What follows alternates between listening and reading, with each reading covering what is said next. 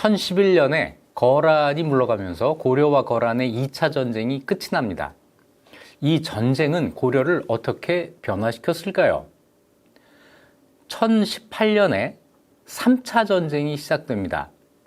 1011년부터 1018년까지 이 사이에 고려에서 어떤 일이 있었는지 살펴보도록 하겠습니다.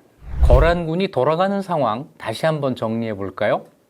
고려사 기록에 따르면 1011년 1월 11일에 거란군이 철수를 시작합니다. 고려사에는 단병퇴라는 세 글자가 기록되어 있습니다. 단병은 거란병이라는 뜻이죠. 단병이 물러갔다. 자, 이때부터 거란군이 철수하기 시작했다고 하는 것을 알 수 있는데요. 철수하는 거란군을 고려군이 뒤쫓아가면서 공격을 했습니다. 양규가 아주 두드러진 활동을 하는데요. 1월 18일 날 인주 무로대에서 거란군을 습격해서 2천여 급을 참했다. 참이라고 하는 것은 베었다, 이런 뜻이죠. 그 다음 날 이수 성령까지 쫓아가서 2,500여 급을 참했다. 1월 22일에 여리참에서 1,000여 급을 참했다. 1월 28일에 애전에서 1,000여 급을 참했다. 그리고 그날 양규가 전사하죠. 양규 열전에 따르면 양규 전사 기록 다음에 이런 말이 이어집니다. 거란군은 여러 장수들의 공격을 받은 데다가 큰 비를 만나 말과 낙타가 지치고 갑옷과 무기를 모두 잃은 채 압록강을 건너갔다. 아마 1월 말에 큰 비가 왔던 것 같아요. 이 비 속에 아주 고난의 행진을 해서 국경 바깥으로 나간 거죠. 이 기록 다음에 고려사 세가에는 이런 기록이 있습니다. 1월 29일에 거란주가 압록강을 건너 끌고 갔다. 거란주 도압록강 인거, 이런 기록이 있습니다. 이 기록에 따르면 마치 1월 29일 날 거란 황제가 압록강을 건넌 것처럼 보이죠. 그런데 과연 거란 황제가 거란군의 가장 말미에서 압록강을 건넜을까요? 이 거란주 도압록강 인거라고 하는 이 기록을 말 그대로 거란주가 건넜다고 해야 되는 건지, 아니면 거란주가 이끌고 온 거란군이 압록강을 건너갔다고 해석해야 할지, 요건 문제로 남습니다. 자, 거란군이 고려에서 모두 철수한 것이 1011년 1월 29일이었다. 그런데 거란 측 기록, 거란의 여러 기록 가운데 한문으로 쓰여진 기록은 요사라고 하는 책입니다. 중국의 24사 가운데 하나이고, 이 요사에도 역시 자신들의 고려 침략 사실을 기록을 해놨을 텐데, 그것을 보면 날짜가 조금씩 다릅니다. 자, 요사의 전쟁 관계 기록을 살펴보면 1011년 1월 1일 날 군사를 돌렸다라는 말이 나옵니다. 고려사 기록과 꼭 10일의 차이가 있는 거죠. 1월 1일 날 군사를 돌렸는데 항복했던 고려의 여러 성들이 다시 반란을 일으켰다. 이거는 거란의 입장에서 쓴 기록이에요. 항복했던 여러 성이 반란을 일으킨 게 아니고, 사실은 고려의 북쪽에 있었던 성들이 거란군에게 함락당하지 않고 보존되고 있었던 거죠. 여기에 있던 고려 군사들이 거란이 후퇴를 하니까 그 뒤를 공격을 했던 겁니다. 이것을 이런 식으로 표현을 한 거죠. 요사는 이렇게 이어집니다. 귀주 남쪽 험준한 계곡에 이르렀을 때 큰 비가 연일 와서 말과 낙타가 지쳐 갑옷과 무기를 많이 버렸고, 비가 그쳐서 겨우 건널 수 있었다. 뭘 건너느냐면 압록강을 건넌 거예요.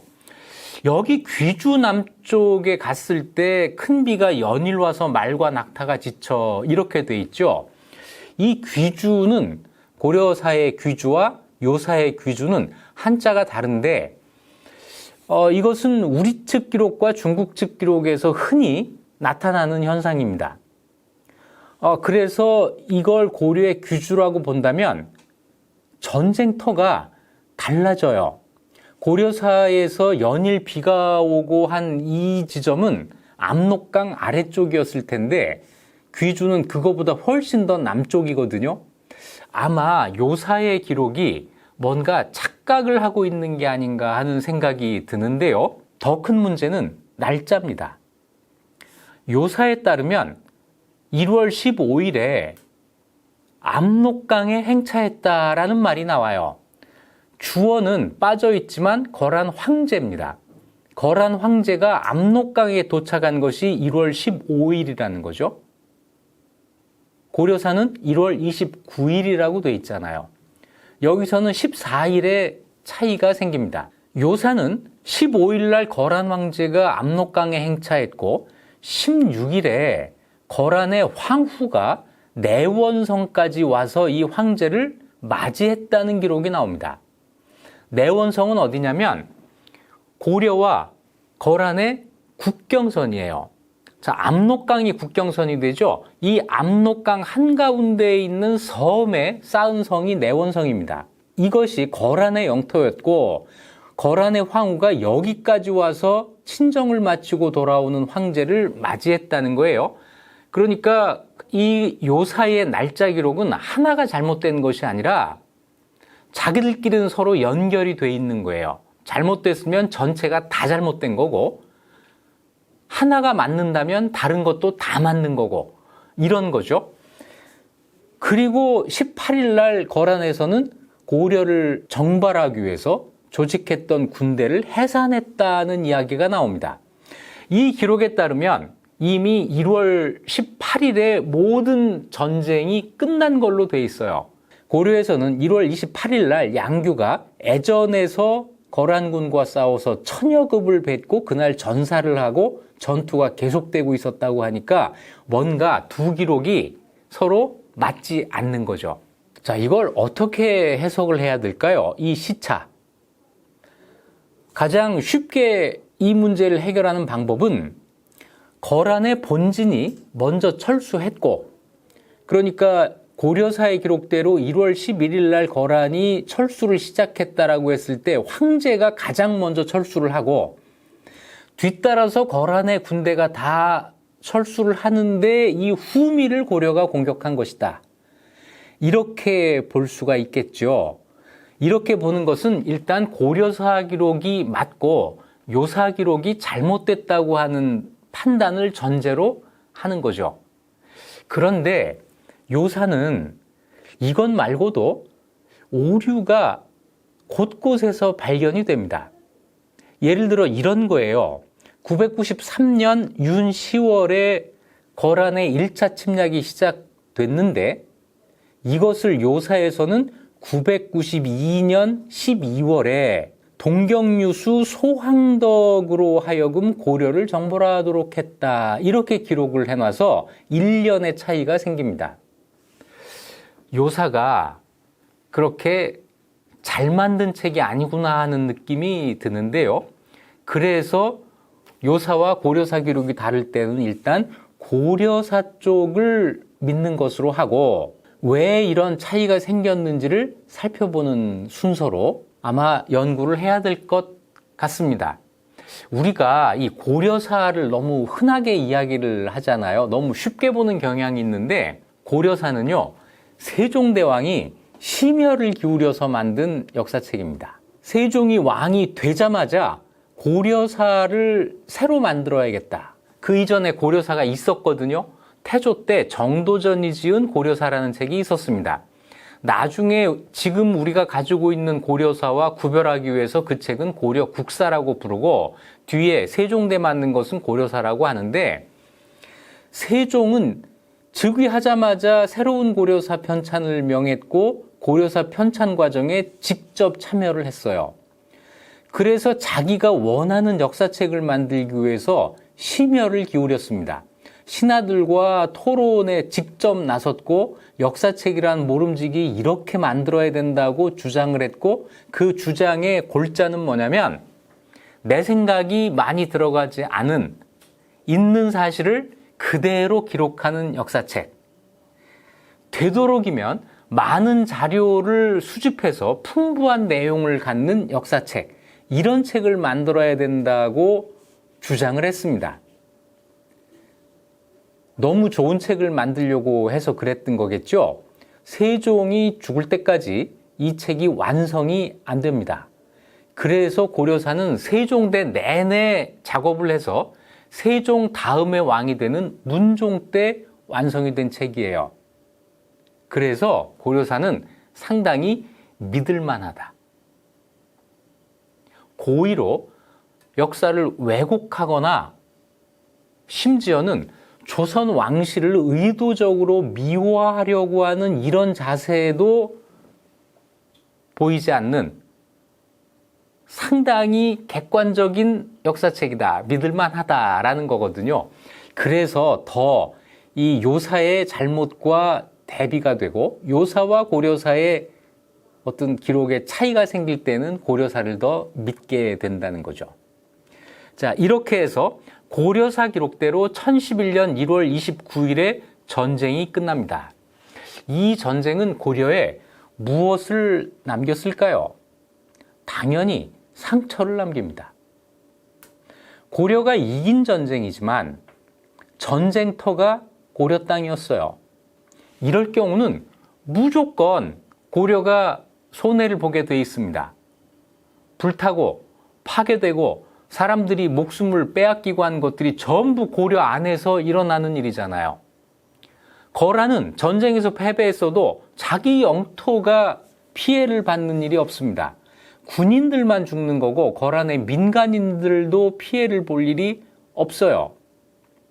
물론 세금이 늘어나고 하는 이런 후방에서의 피해는 있지만 직접 죽임을 당하는 그런 일은 없죠.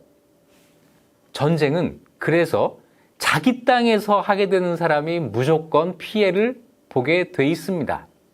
그런데 이 전쟁 중에 고려 사람이 몇이 목숨을 잃었고 재산상의 피해가 어땠는지 기록이 전혀 없습니다. 그래서 그냥 큰 피해를 입었다라고 하고 지나가는 건데요. 한 가지 숫자로 가늠할 수 있는 게 하나가 있어요. 양규가 거란군을 쫓아가서 몇 천급을 베고 그 다음에 한 일이 뭐죠? 끌려가던 고려 사람 3만 명을 빼앗아 왔다는 거잖아요. 여기에서 수많은 고려 사람들이 포로로 잡혀갔다는 이야기인데 양규가 구출해온 사람이 3만 명이라고 한다면 양규가 100%를 구출하지는 못했겠죠. 몇 퍼센트나 얼마나 구출했을까요? 반을 구출했다면 3만 명은 거란으로 끌려간 거예요. 반의 반? 그러면 9만 명이 끌려간 겁니다. 요사 기록에 따르면 이 전쟁이 끝난 다음에 고려에서 포로로 잡아온 사람들을 고위 관료들에게 나누어 주었다는 기록이 있습니다. 이 사람들은 거란에 가서 노예가 됐을 거예요. 굉장히 많은 고려 사람들이 거란에 끌려가서 노예가 되는 그런 피해가 있었다. 동시에 거란군을 고려에서 사로잡은 경우도 있었겠죠. 전쟁포로 당연히 있었을 겁니다. 이 사람들을 거란에 돌려주지 않았을 테니까 이 사람들은 고려 어딘가에 자리를 잡고 살았을 텐데 일반인들과 섞여 살기는 어려웠을 거예요. 왜냐하면 고려에서 일반인이라고 하면은 대개는 농민인데 이 거란 군인들은 농사를 아마 못 지었을 겁니다. 평생 안 해본 일은 못 하는 거죠. 또 한 가지는 이 사람들이 고려의 일반 농민들이 사는 마을에 섞여 들어가지도 못했을 거예요. 고려시대에 한 마을이라고 하면 그 마을 사람들이 서로 다 알고 지내는, 그 마을을 떠나는 일이 거의 없는, 새로 들어오는 사람도 거의 없는 이런 사회란 말이에요. 이런데 그 곤발이라고 해가지고 헤어스타일도 이상한 사람들이 들어오면 마을 사람들이 받아줬을까요? 안 받았을 겁니다. 그래서 아마 이 거란 포로들이 여기저기 흩어져서 살기는 했겠지만 자유롭게 돌아다니지는 못했을 거고 국가의 철저한 통제를 받았을 거고 그리고 자기들이 할 수 있는 일을 했을 텐데 그것은 농사가 아니라 가축을 도축하거나 뭐 이런 일을 했을 거예요. 그래서 이 거란족의 후손이 나중에 백정이 된다라는 이야기가 나오는 거죠. 고려에서는 기본적으로 이 토지에 정착하고 있는 사람들보다 토지에 정착하지 않고 어떤 일을 하는 사람들을 좀 더 낮은 계층으로 취급을 했습니다. 그러니까 일반 농민들보다 못한 신분으로 고려 사람이 됐겠죠. 추측인데 아마 이렇게밖에는 추측이 안 될 것 같아요. 자, 구체적인 피해의 규모는 모른다. 하지만 거란보다 고려가 더 많은 피해를 입었을 것이다. 그래서 말인데요. 중요한 것은 전쟁을 미리 막는 거지. 전쟁이 일어났을 때 싸워 이기는 것은 차선입니다. 최선은 전쟁을 막는 것이다. 이겨도 피해가 더 크다. 자, 이제 피해를 복구해야 되죠. 황폐해진 농경지 복구해야 되고 인구도 늘려야 되고 이런 굉장히 중요하고 어려운 일이 그 앞에 닥치게 됩니다. 이건 시간이 많이 걸릴 일이에요. 인구가 갑자기 늘어날 수는 없고 농경지가 갑자기 회복될 수는 없으니까요. 시간을 두고 계속 회복하는 작업을 하는 것이고 다른 한편으로 급히 해야 될 일은 아마 논공행상이었을 겁니다. 전쟁 중에 공을 세운 사람들에게 포상하고 전쟁 중에 고려를 배신한 사람들, 잘못한 사람들을 처벌하고 하는 일들이 전쟁 직후부터 시작이 됩니다. 1011년 2월 25일에 고려사에 이런 기록이 나옵니다. 형부에서 아뢰기를 형부는 고려의 이병, 호형, 예공, 육부 가운데 하나죠. 여기에서 이제 법을 관장하니까 여기에서 이렇게 건의를 한 겁니다. 유원경이라는 사람이 있는데 유원경은 대대로 나라의 은혜를 입었음에도 솔선해서 적에 항복했으니 그의 처자를 유배해 보내십시오. 라고 하자 왕이 허락했다. 유원경이 어떤 일을 했는지 기록에 전혀 없어요. 그런데 대대로 나라의 은혜를 입었다라고 한 걸 보면은 아마 그 아버지, 할아버지 때부터 고려의 관리였던 것 같아요. 그런데 이 사람이 거란과 전쟁이 일어났을 때 싸우지 않고 항복했다는 거죠. 처벌해야 된다. 그런데 그 사람을 처벌하는 게 아니라 처자, 가족들을 처벌하는 걸로 봐서 이 사람은 아마 세상을 떠난 것 같아요. 또는 거란으로 갔을 수도 있습니다. 본인을 처벌하지 못할 때는 가족들이라도 처벌하겠다 해서 거란에 항복한 사람들에 대한 처벌을 했다는 사실을 알 수 있습니다. 아마 유원경뿐 아니라 다른 여러 사람들도 거란에 항복한 사람들 자신을 처벌하거나 그 가족을 처벌하거나 하는 일들이 고려에서 진행이 됐을 거예요. 이거는 전쟁에서 이긴 나라에서는 당연히 해야 될 일이죠. 포상도 합니다. 1011년 4월 9일에는 전사한 어사중승 노정을 예빈경으로 추증하였다. 어사중승은 종사품 관직인데 이 관직으로 전사한 사람을 종3품으로 2등급을 올려줬다는 거예요. 노정은 누구냐면 강조의 통주 삼수체 전투. 강조가 통주에서 패배를 하잖아요. 이 전투에서 전사한 사람입니다. 노정을 포상했다라고 하는 것은 노정뿐 아니라 거란과의 전쟁에서 전사한 사람들에 대해서 이렇게 사후에라도 관직을 올려줬다고 하는 걸 뜻해요. 다른 사람도 아마 이렇게 해줬을 겁니다. 1011년 4월 13일에는 전사한 대장군 채원 겸 신영한, 낭장, 원태, 별장, 최원, 습유, 승리인, 태사승, 유인택의 집에 쌀과 배를 차등 있게 하사하였다. 본인은 전사했고 남은 가족들에게 쌀과 옷감이에요. 이걸 차등 있게 하사했다. 이 가운데 최온겸은 통주성을 지키다가 전사한 사람이고 신영환과 승리는 곽주 전투에서 전사한 사람들입니다. 다른 사람들은 어디에서 전사했는지 밝혀지지 않지만 모두가 거란과 전투에서 전사한 사람들이죠. 그 가족들에게 포상한다. 그리고 1011년 4월 14일에는 전국에서 전사자의 해골을 수습해서 묻어주고 제사를 올렸다. 이런 기록이 나옵니다. 항복한 사람 처벌하고 전사한 사람 포상하고 아마 무명용사의 묘가 이때 만들어졌겠죠. 이런 식으로 군인들의 공을 잊지 않았다는 거예요. 7월 11일에는 거란이 서경을 포위했을 때 승려 법원이 의를 보고 용맹을 떨쳐 나라를 위해 죽었으니 수좌에 추증한다. 법원 기억하세요? 서경에서 탁사경과 함께 거란군과 싸워서 큰 승리를 거두었던, 하지만 그 전투에서 전사한 그 승려인데, 이 승려에게 수좌라고 하는, 이 수좌가 뭐냐면 고려는 교종, 선종 두 개의 종단이 있습니다. 그리고 교종에서도 과거를 보고 선종에서도 과거를 봤어요. 승려들의 과거가 있었습니다. 이걸 승과라고 하는데, 교종의 과거에서 급제를 하면 대덕이 돼요. 여기에서부터 승직이라고 해서 스님의 관직을 갖게 되는데 승진을 합니다. 대덕이 대사로, 중대사로, 삼중대사로 승진하고 그 끝에 수좌가 됩니다. 수좌가 가장 높은 등급이에요.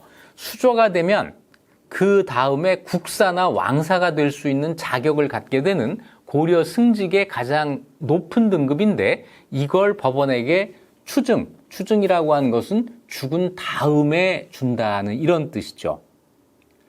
자, 이렇게 포상도 하고 8월 2일 날 형부에서 말하기를 조영검, 유승건, 이재, 최즙, 최성희, 임탁은 왕이 남행하실 때 행궁에서 경거망동했으니 이름을 삭제하고 유배에 보내십시오라고 하니 허락하였다. 이 사람들 이름이 얼핏 나와요. 누구냐면 조영검이라는 사람은 현종이 나주로 내려갈 때 삼계역이라는 데 이르렀을 때 전주 절도사로 있던 조영검이 평상복 차림으로 어가를 맞이했다. 기억나세요? 집에서 입고 있던 그 추리닝 차림에 그 삼선 슬리퍼 끌고 와가지고 뭐 이랬다는 거잖아요. 이 사람은 지방 호족이 아니에요. 전주 절도사입니다. 김은부가 공주 절도사였던 것처럼 이 사람은 전주 절도사, 다시 얘기해서 중앙의 관리로 전주에 파견된 사람이에요. 그러니까 이 사람은 마땅히 관복을 갖춰 입고 국왕을 영접을 해야 되는데 그걸 안 한 겁니다. 너 그랬지? 뒤끝 장려를 한 거예요. 전쟁이 끝난 다음에 처벌을 해요. 이름을 삭제하고 유배 보낸다고 한 건, 이름을 삭제한다는 거는 관리 명단에서 이름을 삭제하는 겁니다. 이거는 낮은 관직으로 좌천시키는 정도가 아니고요. 너는 앞으로 관직 생활 못해. 이름을 지워버린 거예요. 그리고 섬으로 유배까지 보내는 거니까 죽이는 거 말고는 가장 큰 형벌을 내린 겁니다. 이때 현종이 얼마나 화가 났겠어요. 공주에서는 김은부가 절도사로 자기 역할을 그렇게 충실히 했는데 그 다음 절도사였던 조영검은 추리닝을 입고 나오다니 처벌해야 되겠죠? 또 이때 같이 이름이 거명된 유승건, 이재, 최즙은 장공역에서 현종 일행하고 싸운 사람들입니다. 그 싸움, 요거는 지체문편에 있으니까 거기서 확인하시면 됩니다. 자, 내가 어려울 때 돕지 않고 방자하게 군자들을 용서하지 않겠다. 이건 당연히 해야 될 일이죠. 자, 이래서 논공 행상을 확실하게 하고 그 다음에는 관직에 임명해서 또 공 있는 사람들을 포상하는데, 여기 보면 가장 먼저 한 일이 뭐냐면 1011년 3월 25일 날 탁사정을 어사중승으로 삼았다. 이것부터 시작이에요. 그래서 쭉 다른 사람들을 관직에 임명해서 이제 조정을 채우는 거죠. 그런데 이걸 보면 조금 뜻밖의 사실이 있습니다. 자, 탁사정을 어사중승을 삼았다고 한 거는 뒤에 다시 이야기하기로 하고요. 전쟁 중에 공이 가장 많았다고 우리가 생각하는 강감찬에게는 높은 관직이 주어지지 않아요. 강감찬이 예부시랑 정사품 관직으로 전쟁을 맞이했거든요. 전쟁이 끝난 다음에 강감찬에게 주어진 관직은 한림학사 승지입니다. 한림학사 승지는 어떤 권한이 있는 그런 관직이 아니에요. 뭐 하는 데냐면 한림원의 학사승지라는 관직인데, 한림원은 왕명을 글로 짓는 일을 하는 데입니다. 왕은 명령을 말로 하잖아요. 그런데 이 말을 녹음해서 반포할 수 있는 게 아니니까 이 말이 글로 만들어져야 되는데 이걸 하는 데가 한림원이에요. 왕명을 문장으로 만드는 일.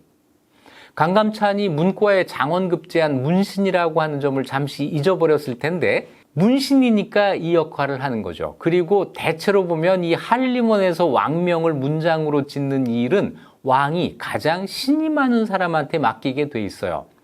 왜냐하면 자기가 말하는 것보다 더 잘 문장을 지어야 되거든요. 왕이 무슨 생각으로 저 말을 하는지 이걸 알아야 그걸 문장으로 옮길 수 있으니까요. 그래서 강감찬이 왕의 신임을 받았다는 건 알겠는데 그렇다고 해서 권력을 가지고 있는 어떤 관직으로 간 거는 아니에요. 우리가 알고 있는 강감찬의 그 역할에 비해서는 강감찬에게 주어진 관직이 조금 낮다. 이런 생각이 드는 거죠. 또 한 사람이 있어요. 지체문. 현종을 호위해서 나주까지 갔다 온 이 지체문에게는 높은 관직이 주어졌다는 기록이 없습니다. 강감찬과 지체문이 굉장히 큰 역할을 한 것 같은데, 이 사람들 말고 하공진이나 양규는 어떻게 됐죠? 이 사람들은 양규는 전사했고 하공진은 거란에 끌려갔기 때문에 관직을 줄 수가 없으니까 예외가 된 거죠. 다만 강감찬이나 지체문처럼 우리가 알기에 많은 공을 세운 사람에게 우리가 기대하는 정도의 높은 관직이 주어지지 않았다고 하는 것은 오히려 우리가 알고 있는 강감찬과 지체문의 역할이 실제보다 더 크게 기록되어 있다거나 그랬기 때문에 강감찬, 지체문 말고 전쟁 중에 공을 세운 사람들이 더 많이 있을 수 있었겠다라고 생각할 근거가 되죠. 그렇죠. 지금까지 우리 고려 거란 전쟁을 강감찬, 지체문, 양규, 하공진 요 네 사람 중심으로 살펴봤는데 그것이 전국에서 일어났던 전쟁의 여러 상황들을 설명하기에는 좀 부족하다는 생각이 들지 않으셨어요? 기록되지 않은 수많은 공로자들이 있었다. 오히려 이렇게 생각을 해야 될 것 같습니다. 자, 그런데 이 가운데 탁사정은 문제가 돼요. 전쟁이 끝난 다음에 1011년 3월 5일 날 어사중승, 이건 어사대의 종사품 관직인데 이거는 굉장히 중요한 관직입니다. 어사대의 관리를 대관이라고 하고 이 사람들이 관리들을 감찰하는 일을 하거든요. 나름 권력기관이에요. 여기에 있다가 한 달 만에 우간이대부라고 하는 관직으로 옮기는데 이건 중섬나성 낭사의 정사품 관직입니다. 이것은 왕에게 직언을 하는 간관이에요. 고려시대에는 어사대의 대관과 중섬나성 낭사의 간관이 아주 중요한 관직인데 탁사정이 연거푸 대관과 간관으로 승진을 한 거예요. 그런데 전쟁 중에 탁사정의 행적을 살펴보면 이게 이해가 되지를 않습니다. 자, 먼저 탁사정 조사를 해보죠. 본관 몰라요. 사조 모릅니다. 다만 탁씨는 희성이기 때문에 지금도 그렇지만 그때도 그랬거든요. 탁씨를 본관으로 하는 지역을 세종실록 지리지에서 찾아보면 네 군데가 나옵니다. 경기도 양근, 지금 양평이에요. 경기도 가평, 그리고 전라도 무진, 지금 광주입니다. 그리고 전라도 창평, 지금 담양이에요. 이 네 군데 중에 하나를 본관으로 했을 겁니다. 지금은 광산탁시라고 해가지고 광주 여기에서는 무진이죠. 이 탁시가 가장 많지만 적어도 고려 초에는 이 네 군데의 탁시가 있었던 거예요. 자, 네 군데 중에 하나, 더 이상은 모른다라는 건데요. 탁사정의 이름이 고려사에 가장 먼저 나오는 것은 목종 말의 일입니다. 목종 12년 1009년 1월 16일 날 왕이 궁궐의 창고가 잿더미가 된 것을 보고 비탄해하다가 병이 나서 정무를 보지 않았다. 이거 어디서 읽어본 거죠? 하공진 편에 한번 나왔던 기록이에요. 그래서 관리들이 궁궐에서 퇴근하지 않고 밤새 왕을 지켰다라는 얘기가 있잖아요. 이 가운데 한 사람이 탁사정이었습니다. 친종장군 유방과 중랑장 유종, 탁사정, 하공진이 근전문에서 직숙했다. 이런 기록이 나와요. 그러다가 강조가 군대를 일으켜서 개경 근처로 왔을 때 하공진이 강조에게 도망쳤다라는 기록이 있었는데 하공진과 함께 행동을 한 것이 탁사정입니다. 급사 중 탁사정과 낭중 하공진이 강조에게 도망쳤다. 이런 기록이 있어요.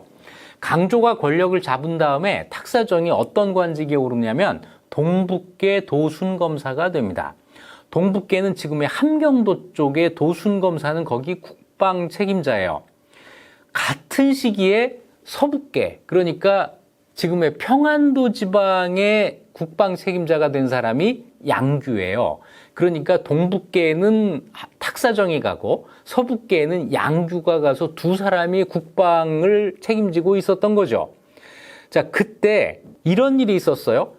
서경이 거란군의 침략으로 서경이 함락되려고 하니까 서경 사람들이 항복을 하려고 했잖아요. 그 시점에서 막 이제 화주에 있었던 지체문이 군대를 끌고 서경으로 막 달려가는데 서경 사람들이 성문을 안 열어줘서 못 들어가고 있었는데 이때 동북계 도순검사 탁사정이 군사를 거느리고 서경에 와서 드디어 성문을 열고 들어갔다는 거죠.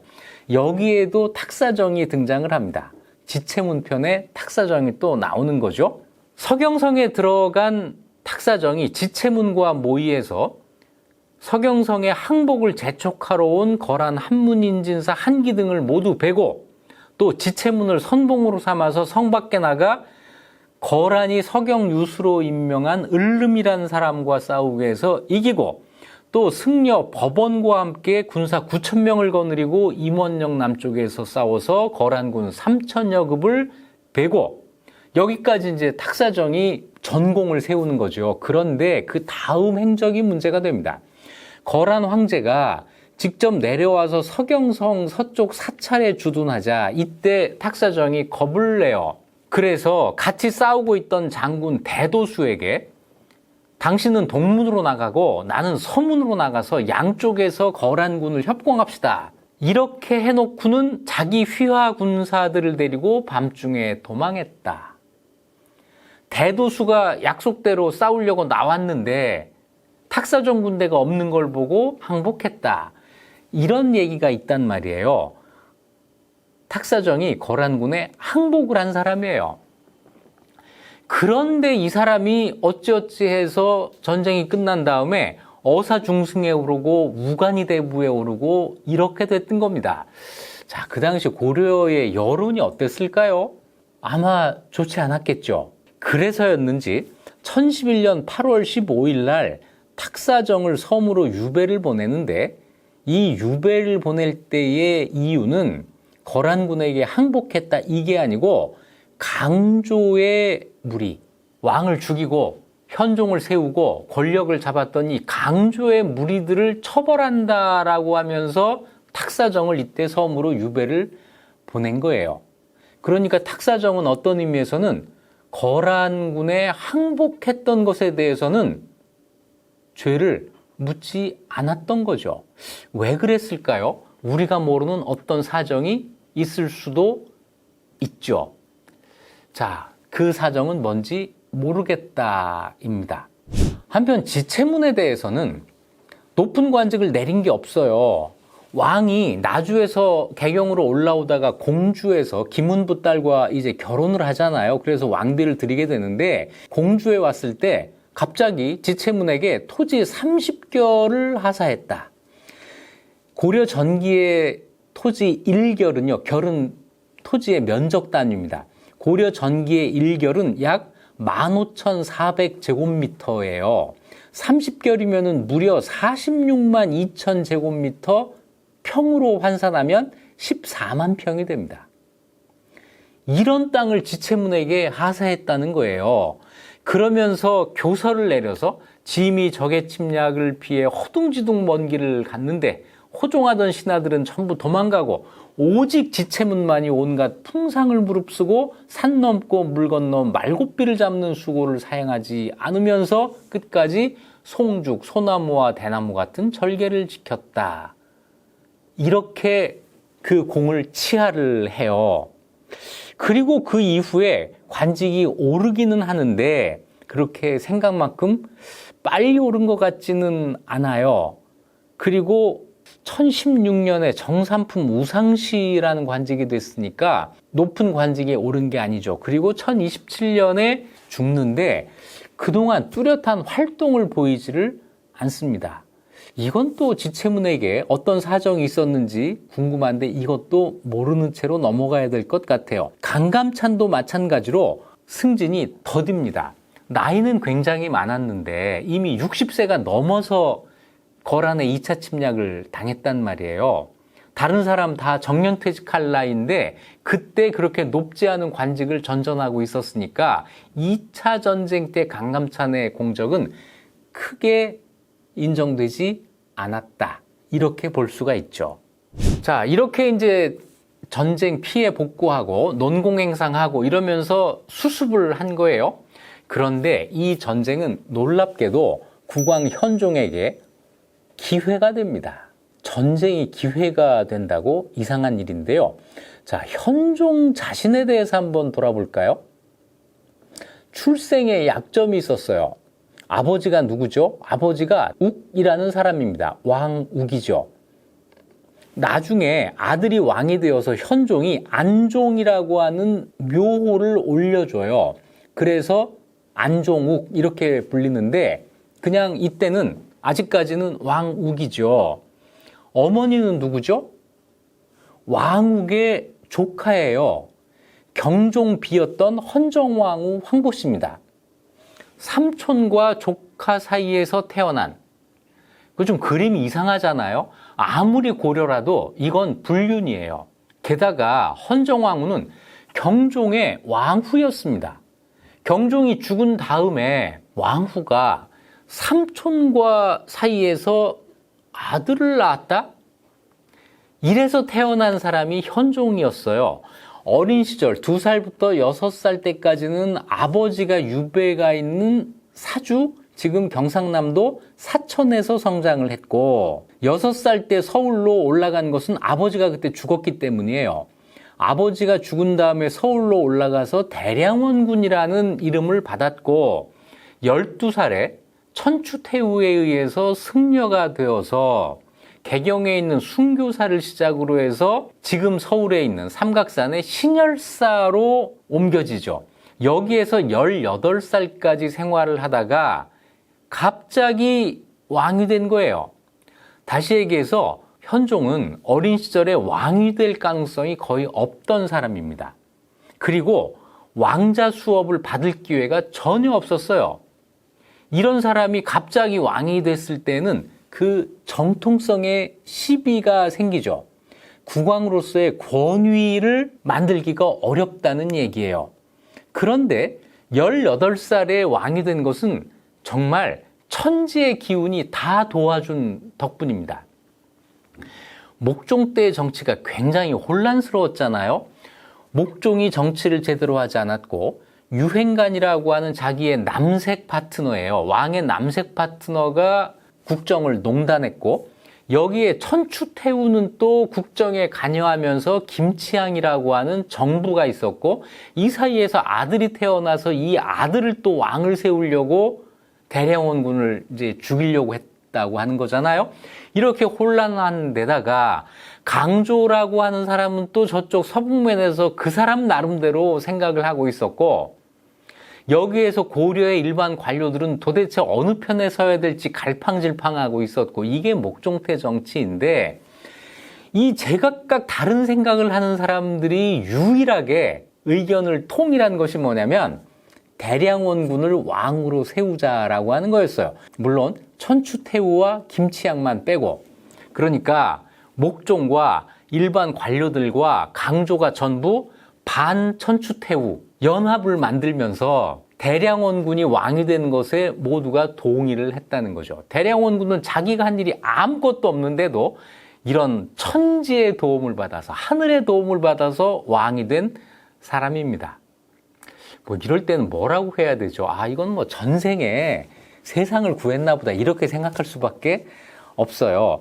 다만 강조에 의해서 왕이 됐기 때문에 왕이 됐을 처음에는 허수아비예요. 실권은 당연히 강조가 다 가지고 있었고, 왕이긴 하지만 아무것도 할 수 없는 어리지도 않은, 18살이니까 어리지도 않잖아요. 이런 왕이 있었는데 전쟁이 현종에게 기회가 됩니다. 첫 번째 기회는 뭐죠? 강조가 죽은 거예요.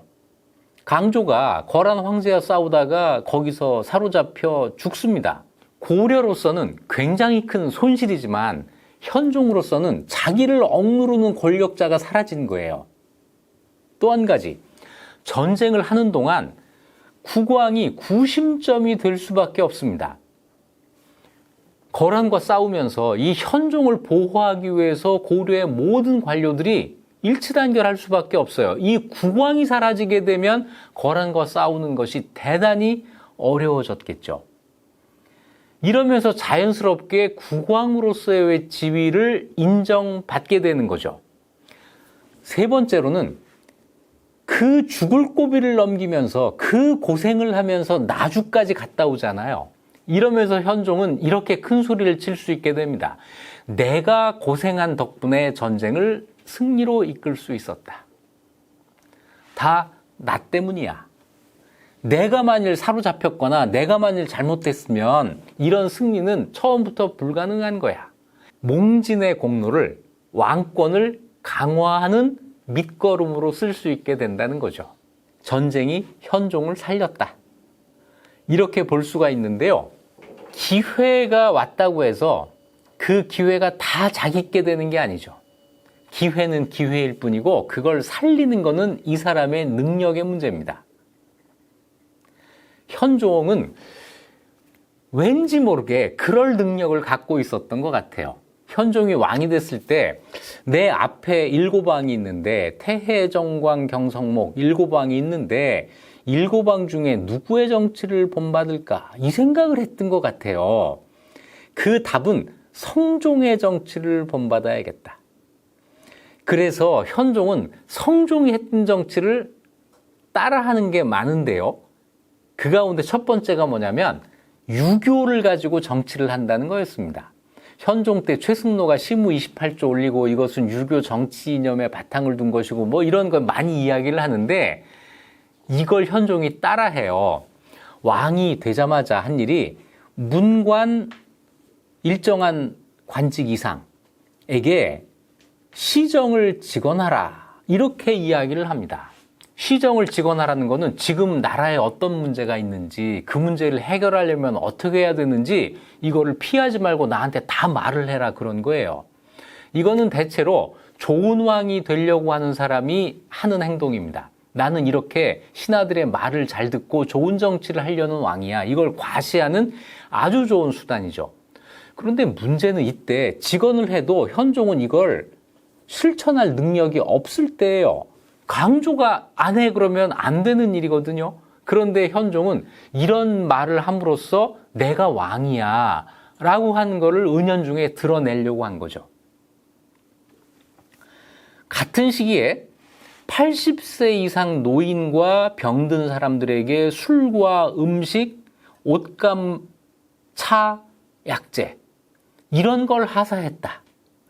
이거는 왕이 내 재산 가지고 할 거야, 이건 누구도 막을 수가 없는 거예요. 그런데 백성들이 볼 때는 우리 왕이 저렇게까지 백성을 신경 쓰는구나. 역시 강조보다는 왕인데 이렇게 생각할 수 있도록 하는 거잖아요. 이런 성종이 했던 유교 군주의 모습을 재현하면서 국왕의 지위를 조금씩 이제 강화해 나가는 이런 노력을 한 거예요.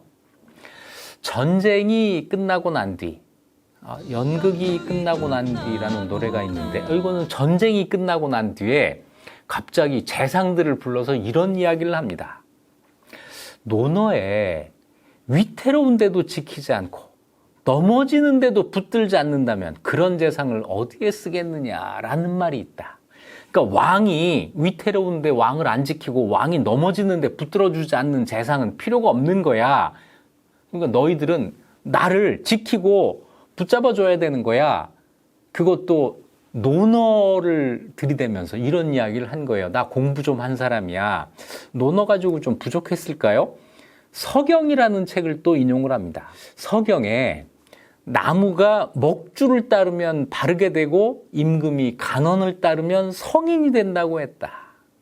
나 서경 읽었어. 여기 이런 말이 나오는데 이건 무슨 얘기냐면 임금은 신하들의 간언을 따라야 된다는 뜻이야. 그렇다면 뭘 해야 되나? 신하들이 나한테 간언을 해야 돼. 간언을 해라. 내가 외람되게 왕위를 계승해서 어렵고 위태로운 상황을 두루 겪었으며 밤낮으로 부끄러움과 다투며 그 허물에서 벗어날 것을 생각하고 있으니 그대들은 나의 부족함을 힘써 돕고 면전에서만 순종하는 일은 없도록 하라.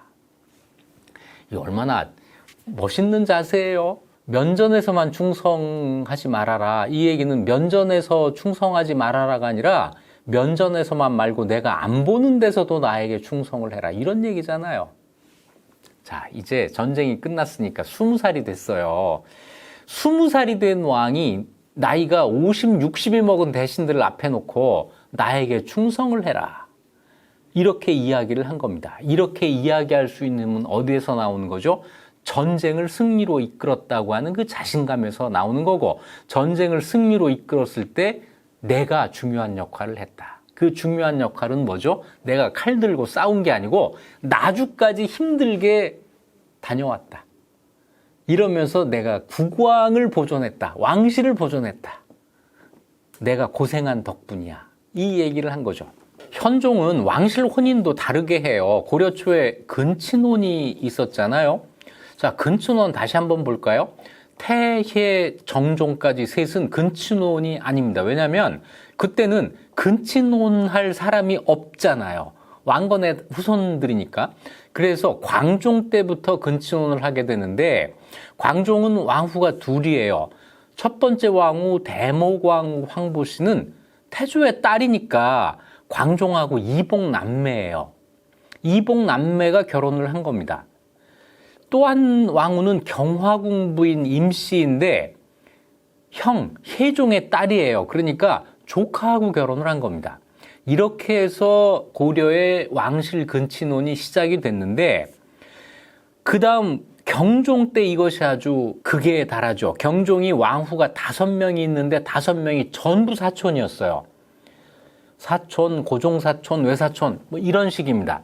그 다음 왕이 성종인데 성종은 근친혼을 좀 피하려고 했던 것 같아요. 이건 성종의 개인적인 노력이었는데 성종이 왕후가 셋이거든요. 첫 번째 왕후는 광종의 딸이에요. 그래서 사촌간이 됐는데 두 번째, 세 번째 왕후는 족외혼을 했습니다. 그래서 왕씨가 아닌 다른 성씨들과 결혼을 한 거예요. 목종은 왕후가 한 사람인데 육촌간이었어요. 역시 근친혼을 했습니다. 자, 그런데 현종은 아까 이야기한 것처럼 정치에서 성종을 따르려고 했다고 그랬잖아요. 현종은 왕이 되자마자 2명의 왕후를 들이는데 이때는 근친혼이었습니다. 그런데 근친혼 중에서도 모두 성종의 딸들로 이 왕후 둘을 들여요. 성종 정치의 계승과도 관계가 있고 성종의 이 두 딸들은 어머니는 왕씨가 아닌 사람들이에요. 그러니까 근친혼이 3대까지 이어지지 않게 된 거죠. 그리고 세 번째 왕후가 우리가 잘 아는 공주절도사 김은부의 딸입니다. 이때부터 현종이 근친혼에서 탈피해요. 현종은 모두 13명의 왕후가 있었는데 그 가운데 3명만 근친혼이고 나머지 10명이 조궤혼에 의해서 이루어진 결혼입니다. 자, 이러면서 자연스럽게 태조 때부터 대대로 왕후를 배출하던 가문이 있었어요. 태조의 세 번째 왕후 집안이던 충주 유씨, 네 번째 왕후 집안인 황주 황보씨, 첫 번째와 여섯 번째 왕후 집안이던 정주 유씨. 어떤 의미에서는 왕족이 아니라 왕후족이라고 부를 만한 사람들인데 이 집안에서 더 이상 왕후를 배출하지 못하게 됩니다. 그러면서 자연스럽게 세력이 약화되고 소멸해 가는데 이것도 현종의 입장에서 볼 때는 왕권을 강화할 수 있는 조건이 됩니다. 거대한 왕후족의 소멸. 자, 이것이 왕권을 제약할 수도 있었는데 이제 그게 없어진 거죠. 그 대신에 외척이라고 하는 게 따로 생기게 돼요. 김은부의 안산 김씨. 딸 셋을 왕후로 보내잖아요. 외척이 생기는데 우리는 외척하면 외척에 바로 이런 것만 생각을 하지만 바로 하기 전에 외척은 기본적으로 왕권을 뒷받침해주는 세력입니다. 이런 점에서 현종은 외척의 도움을 받아서 왕권을 더 강화할 수 있게 되었다라고 이야기할 수 있는 거죠. 현종의 왕권이 강화된다고 했을 때 이걸 가장 먼저 한 사람은 누구일까요? 현종 자신입니다. 자기가 알아요.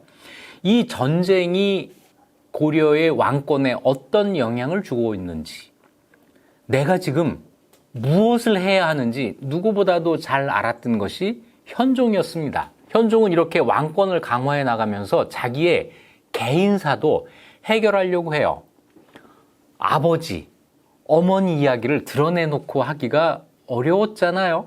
자, 이걸 어떻게든 미화시키기 위해서 과거 세탁을 시도합니다. 먼저 왕이 되자마자 아버지 왕욱을 안종으로 추존을 해서 안종이라고 하는 이름을 올려요.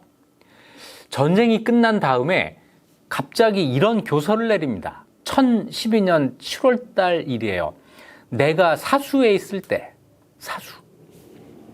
사수현, 지금의 사천시, 여기에 있을 때 2살부터 6살 때까지 일인데요. 언효와 효질 두 사람이 곁에서 도우며 열심히 노력했으니 양전을 하사하여 보상하도록 하라. 그때 자기를 개인적으로 도와준 사람한테 토지를 줘서 보상하라는 명령을 내린 겁니다. 내 어린 시절에 나한테 잘한 사람들 전부 내가 이제 보상할 거야. 이러고 나선 거죠. 그리고 시간이 좀 지나서 1017년 4월 달에 아버지의 묘를 사천에서 개경으로 이장을 해와요. 그리고 묘의 이름도 건능이라고 해가지고 건능 높여드립니다. 이건 마치 조선 후기에 정조가 사도세자 무덤을 수원으로 옮기고 육릉이라고 이름을 올린 것하고 똑같은 거예요. 아버지를 높이는 것이 사실은 아버지의 추문을 가리면서 국왕으로서 자기의 정통성을 높이려는 정치적인 행위죠. 아버지에 대한 이런 추모 사업, 이걸 벌이는 가운데 그 절정에 이르는 것이 현화사라고 하는 절을 창건하는 겁니다. 개경에 현화사라고 하는 절, 본래 이름은 대자은 현화사라는 절이에요. 이 큰 절을 만들어서 돌아가신 부모의 명복을 빌도록 했다. 이런 걸 원찰이라고 하는데요. 자기 부모의 원찰로 대규모 사원을 건축을 하는 거예요. 여기에 삼천사주 왕사 도승통 법경이라는 사람을 주지로 임명을 하는데 삼천사의 주지로 있는 왕사잖아요. 삼천사가 어디 있는 절이냐면 지금 북한산에 있는 절이에요. 북한산에 신열사에 있었다고 했죠. 그 다음에 진관대사 때문에 진관사가 생기게 되는 거고, 그 옆에 있는 삼천사가 있었고, 전부 자기가 왕이 되기 전에 승려로 있을 때 자기를 보호해 준 사람들이에요. 이 삼천사 주지였던 법경을 현화사 주지로 임명을 해서 자기 부모의 명복을 빌게 한 겁니다. 그리고 1022년에 현화사에 큰 비석이 세워집니다. 이 비석이 지금 남아있어요. 그 비석의 비문을 보면 이렇게 돼 있습니다. 993년에 거란이 까닭없이 고려를 침략해왔다. 그때 성종대왕이 직접 군대를 거느리고 나가 싸우려고 했는데 출발하기 전에 왕명으로 자기 아버지, 현종의 아버지 왕욱에게 이런 말을 했다는 거예요. 수도가 혹시 어지러워질까 걱정되니 가속을 거느리고 잠시 남쪽으로 피하십시오. 변방이 안정되면 돌아오시도록 하겠습니다. 그래서 사천으로 갔다는 거예요. 이거는 우리가 알고 있는 사실하고는 전혀 관계없는 딴 얘기죠. 현종의 아버지 왕욱은 조카하고 불륜 사실이 발각나서 그것 때문에 그쪽으로 유배를 간 거예요. 그런데 그 유배 사실을 전부 뒤로 물리고 전쟁이 일어났을 때 잠시 피난을 하라고 해서 거기로 내려갔다고 하는 새로운 이야기를 만들어낸 겁니다. 이렇게 하면서 아버지의 그 과거를 전부 덮어버리려고 한 거죠. 이게 덮어졌겠어요? 현종의 왕권으로 이 일을 밀어붙이니까 이게 된 거죠. 그래서 공식적으로는 현종의 아버지 안종욱은 추문 때문에, 스캔들 때문에 유배를 간 게 아니고 성종이 피난하라고 해서 간 거야. 이런 얘기로 남게 되는 건데요. 이런 점에서는 고려사가 놀랍죠. 고려사는 이 이야기를 현화사비에 따르지 않고, 다시 얘기해서 고려 왕실의 공식적인 입장에 따르지 않고 달리 기록에 있었던 실제 이야기를 실어놓은 겁니다. 고려사가 믿을 만한 책이에요. 현화사의 그 유물들은 지금도 여기저기 남아 있습니다. 이 탑, 현화사 7층 석탑인데요. 3층 석탑, 5층 석탑은 많아도 7층 석탑은 굉장히 드물죠. 고려시대에 7층 석탑이 만들어지는데 그걸 대표하는 석탑입니다. 고려 석탑을 대표하는 유물인데 그것이 지금 북한에 남아있어요. 남한에는 현화사에 있던 석등이 지금 서울 용산의 국립중앙박물관 마당에 이렇게 버젓이 서 있습니다.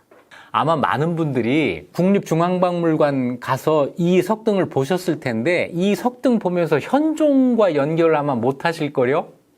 앞으로는 이 석등 앞에 가서 현종 생각 한번 해보세요. 석등이 굉장히 큽니다. 석등이 크게 되면 이 석등과 비례해서 절의 모든 건물이 다 커져야 돼요. 다시 얘기해서 이만한 석등을 가지고 있는 굉장히 큰 절을 이때 지었구나. 이걸 한번 상상해 보셔도 좋을 것 같습니다. 전쟁이 끝난 다음에 정치적으로는 국왕의 위상이 강화된다. 반대 세력 또는 경쟁 세력이 소멸해요. 그리고 왕통이 정리가 됩니다. 태정관 경성목에 이어서 현종 이후로는 덕종, 정종, 문종이 즉위해요. 전부 현종의 아들입니다. 그래서 이 이후로 고려의 왕통은 전부 현종 직계가 돼요. 왕실의 근친혼이 이제는 조계혼으로 바뀌게 되면서 외척이 등장하고 이러면서 문벌 귀족 사회가 고려에서 형성되기 시작합니다. 그리고 이 전쟁을 지나면서 중앙의 조정이 지방 세력에 대한 확실한 우위를 갖게 돼요. 예를 들어서 창화현, 양주죠. 여기에 현종이 피난하러 갔을 때 거기 향리가 왕은 내 이름을 뭐 아는가 이렇게 어떤 향리가 대들었다는 거 아니에요? 이런 일이 이제는 없어지게 됩니다. 이것도 역시 성종대 정치의 연장인데요. 지방 세력을 중앙의 권력으로 이제 통제하는 이런 정책이에요. 이건 이제 흔히 중앙 집권화 정책이라고 이야기를 하는 건데 더 큰 힘을 가지고 더 강력하게 이 정책을 추진해 나갑니다. 하는 방법은 이거 역시 성종 때 했던 것을 똑같이 해요. 지방관을 파견하는데 983년 성종 2년에 전국 12개 목을 두고 목사를 파견했다 그랬잖아요.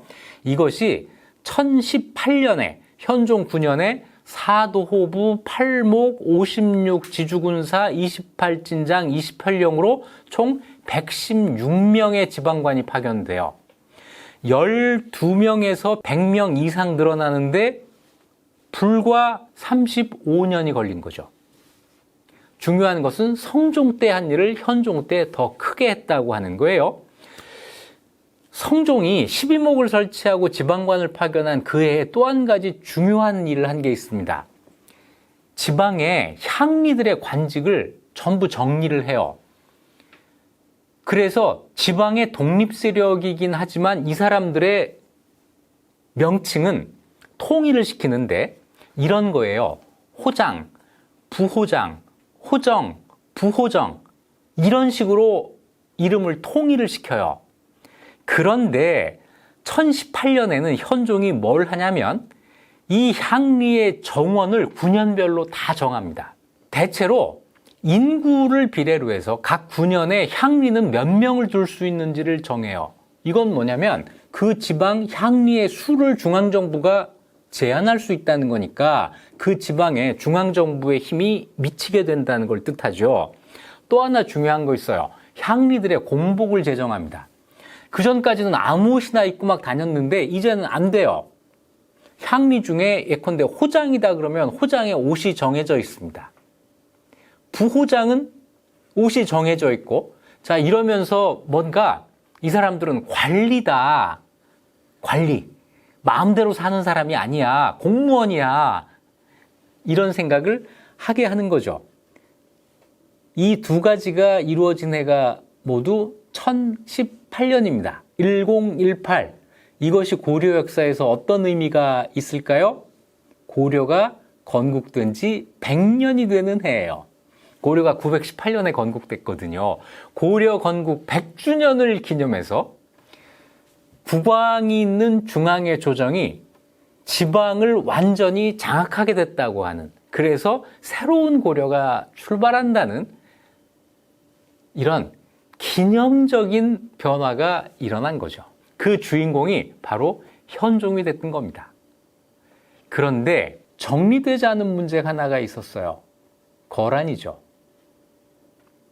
1011년 1월 달에 거란이 고려에서 물러갔습니다. 하지만 조건이 하나가 있었죠. 거란이 고려에서 철수하는 조건. 고려 국왕의 친조였습니다. 고려 국왕이 거란까지 가서 거란 황제를 직접 만난다고 하는 이 조건. 이 조건이 있는 상태에서 전쟁이 끝났기 때문에 친조가 이루어지지 않는다면 이 평화는 언제라도 깨질 수가 있었던 거죠.